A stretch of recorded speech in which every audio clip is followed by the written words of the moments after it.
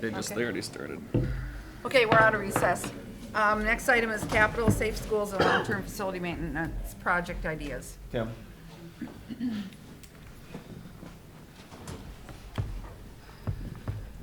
So before as Tim's walking up, this is just a first look. No decisions need to be made anytime soon. This is really kind of part of that final budget. So June is our deadline. We typically get started. We try to prioritize some projects, try to get some numbers associated with that. These are all restricted funds, okay? LTFM, long-term facility maintenance, capital, bless you, safe schools, then there's community ed, and food service is all listed on there. All of them are restricted funds. They don't pertain to the previous discussion.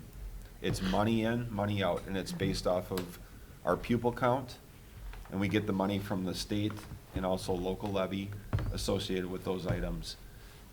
We can choose to spend all of it, some of it, none of it. It doesn't affect our unassigned fund balance one bit. So with that, well, we just put it together. Everybody had input, all the administrators and directors had input in it.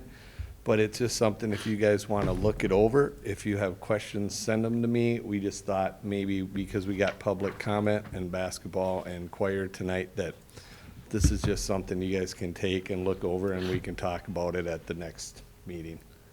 Unless you guys have some questions right now, but otherwise, look it over. Feel free to send emails or call with questions to me or Matt, and we'll go through it in more depth at the next meeting.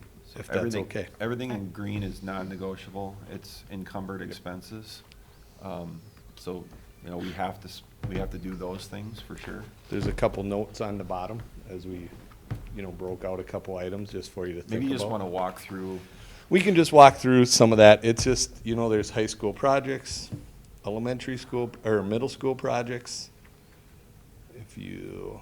Going back to the high school, what is the knock down the garbage collection wall? Is that where? That's that little wall in the center of the commons there where the garbage cans are behind there. Why would you take that out?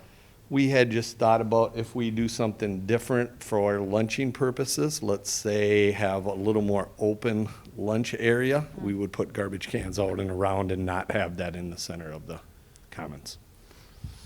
I guess the big highlight to me would be the elementary school. We put a bunch of things in there, but we made a note at the end of just what that would look like on those projects alone if we just didn't do those. And that's where that gets into, that's really a Band-Aid on the elementary school's problems. So that is where the bond questions probably come in, and they cover a lot of those LTFM expenses. So I think that's the one we really gotta think about, is how you guys want to handle that moving ahead right now. And maybe we know more of that after like a survey comes back. The other piece, just to quickly, is we had put away $200,000 worth of LTFM money to save for future projects. So we did that right off the top. And then at the bottom, you'll see that, the projected available funds was 723 to start with. We put away, hopefully we can put away 200,000, available 523. The project list is 1,137,000. But if you look up to the left there on the Jordan Elementary School projects, the elementary school LTFM was $728,000. So it's just how that would work. And that doesn't include. That doesn't include the big items at the elementary school. Like, that is just things that would normally be done off LTFM. That is not the bond questions, the bigger ticket items. So explain to me how that works by how you get the money by the age of your buildings? Age and square footage. Age and square footage. So we would get more money for the elementary because it's our oldest building, correct? Yeah, that's all. But it's all formulated? lumped together. Yeah. So you Okay. don't, they take a look at your combined average age of your buildings. Okay. And then the total square footage of all of the buildings in the district. So we do a report every year and we update all that information. So when we did this building, we had to go in and put in that it was a complete gut and remodel. So then that changed that formula for age of the building Okay. and square footage. So you can, So this will be coming back to us? yep, this will come back to you Sure. and you can look it over and Write notes, Yeah. ask, write down questions that you have and we'll bring it back. what you think. Thank you. Thanks, Tim. Okay, next is public comment, and I believe, are you speaking too? Okay, there's a couple people that are gonna speak, so before, we have public comment, and we purposely waited till the end, so like we could hear, so everybody could hear all of the things that we're dealing with and all of the proposed cuts. So, other than the agenda items, we're limiting it to 30 minutes, 3 minutes per speaker during the public comment part of each regular board meeting. Up to 30 minutes of time will be allowed for district constituents to address the board. Each person may have up to 3 minutes of time to speak, and Hope will be our timekeeper. This is a time of listening by the board. The board is here to listen only and will not take action or discuss the topics brought forward during the open forum. It may, at its discretion, ask questions for clarification of issues. The board may, if it deems appropriate, bring said issues forward at a subsequent meeting. No personal attacks will be allowed. The open forum is the only opportunity for members of the audience to speak out during the meeting. Please attach the form. So I'm gonna ask, Alan, is it Soderback? Soderback to come forward first, please. Welcome you to the microphone.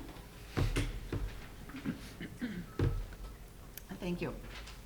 I'm going to use my notes so I don't lose track. Okay. All right, Chair, board members, Superintendent Helgerson, can you hear me okay? Yep. All right, Thank okay. you. I have two areas of concern for this, what we had in the agenda tonight with item 2. First is the potential for cutting the gifted and talented elementary program. I'm a parent, grandparent of an elementary student that's currently in this enrichment program. When you're reviewing this budget, we realize what the needs are, and nobody wants to cut these things.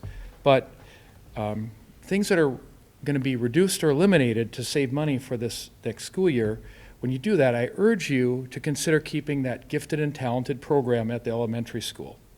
As it stands now, this enrichment program is it's a pull-out program, and it's the only additional support that kids working above their level have, right? At the high school, additional courses, electives, and leveled classes are offered. This is not the case at the elementary level. This course sets the rigor for students that need enrichment at that level and starts them on their path. We want good students, and this is part of what we do. It's a school, and it's about teaching, right? So I also see what's not listed up there, if you wouldn't mind pulling that, the green, whatever that green chart was, back up. And you can put it right up to the top if you don't mind. Right? Yeah, it's the, yeah. So anyway, while he's doing that, what I didn't see in here is activity fees. And on that other chart, they were listed as not recommended for a budget action such as increasing the fees. And I understand that, but this is about learning. So I'm also a coach on the trap team, if you didn't know that. And so we are the most expensive program in this district, by far, okay? So we have student athletes in middle and high school. We appreciate the support we do get from the school. Our activity fee, as I mentioned, is the highest. Our student athletes or parents have to pay for everything. We don't get anything from the district. We get support, from the lettering process, but we have to pay for everything, jerseys, letters, the whole thing. In fact, we get zero support, but we even have to pay to play because we have to pay community ed to process things and everything else. So it's actually, less supportive that way. I'm not saying that I'm not here to ask for money, all right? I'm just saying that I understand when you say that it would reduce the participation rate. We get it, right? We're doing fundraising so we can reduce our fee by $100 per student, so it's acceptable. So I get that, the whole point. What I don't understand is why that's off the table, because we should accept that as something on the table prior to cutting anything on, most of these things on this green list that impact student learning, okay? I think sports are great, don't get me wrong. I just think that we shouldn't have it off the table at this point, okay? I want you to consider that. And another thing is about the school safety officer, the SRO. I don't think school safety is optional. I think there's ways to, as I heard, negotiate with the city, do things like that. But I don't believe that negotiating safety is something we should consider. I would consider that you, and I would volunteer to help you with this, go to the NRA's programs of school safety. They're free. There's training. There's programs to evaluate school safety. There's grant programs. They've given out over $600,000 to school districts, private and public, to be able to improve school safety. It's all a big piece of this. We all play a part in that, okay? And I'd volunteer to help you with that. And so, just to close, I think that educating our youth is the primary concern of the district. Sports are great, but we have to educate, keep them safe, and then kind of do everything else after that. That's my opinion, anyway. Thank you for considering that, to maintain that gifted and talented program, because I think it's very important. I see the benefits and the excitement on my granddaughter's face. I encourage you to take a look deeper into those cuts, and I think that's the line. It's line 22, but on that top box, it's that big ticket box. It incorporates a bunch of different things. If you go way to the top, Matt, it's the first item. So it incorporates a lot of different things in that 55,000, but this is just a small component of that, as I understand it. I don't know the cost of what that component of that 55K is, but there's other things at the higher levels, but there's nothing at the elementary level if you cut this. All right? Thank you. Thank you very much. Thank you. Thank you. Okay. Yes.